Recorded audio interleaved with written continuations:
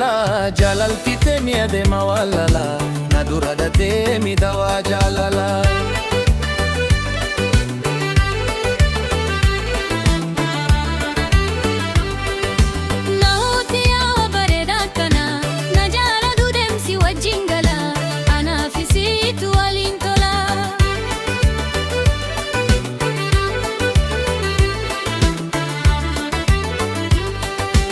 Intala Oromoo shakidun tala, jalalti temi adema walala, nadura dhaqame dawa jaalala. Namoota bareedaa kana, na jaalatu deemsi wajjin gala, anaaf isiitu waliin tola.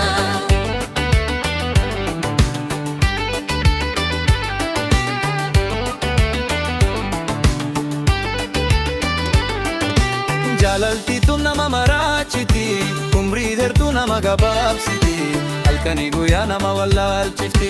Jalalti tun nama maraachiti, umrii dheertuu nama gabaabsiti, halkanii guyyaa nama wallaalchifti.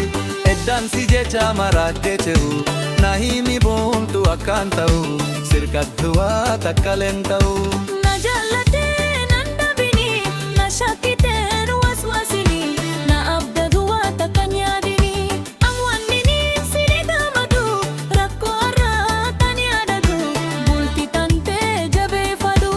Intala Oromoo shakidun tala, jalalti temi adema walala, nadura dhaqame dawa jaalala. Namoota bareedaa kana, na jaalatu deemsi wajjin gala, anaaf isiitu waliin tola.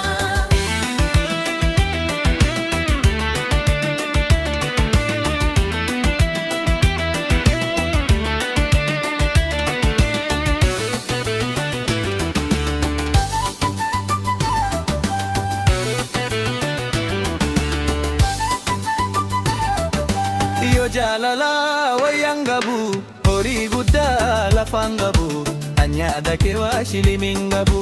Yo jaalala wayyaan qabu, horii guddaa lafaan qabu, anyaada kee waa shilimin qabu. Lakkii booda koona jijjiiramta, waa hiriyaan too qabdu nan jetta, yoo dhabde dirree na lukaafatta. Hadayaa fagamii mawaa, na hunda waan nagayuun qaba, jaalala dhugaa ta'uunetti qaba. Nasiba keenya ni eegana, karaa kanus horii nu markana, olli jannee maaliif wal dabro. Intala Oromoo shakidun tala, jalalti temi adema walala, nadura dhaqame dawa jaalala. Namoota bareedaa kana, na jaalatu deemsi wajjin gala, anaaf isiitu waliin tola. Intala Oromoo shakidun tala, jalalti temi adema walala, nadura dhaqame dawa jaalala. Namoota bareedaa kana, na jaalatu deemsi wajjin gala, anaaf isiitu waliin tola.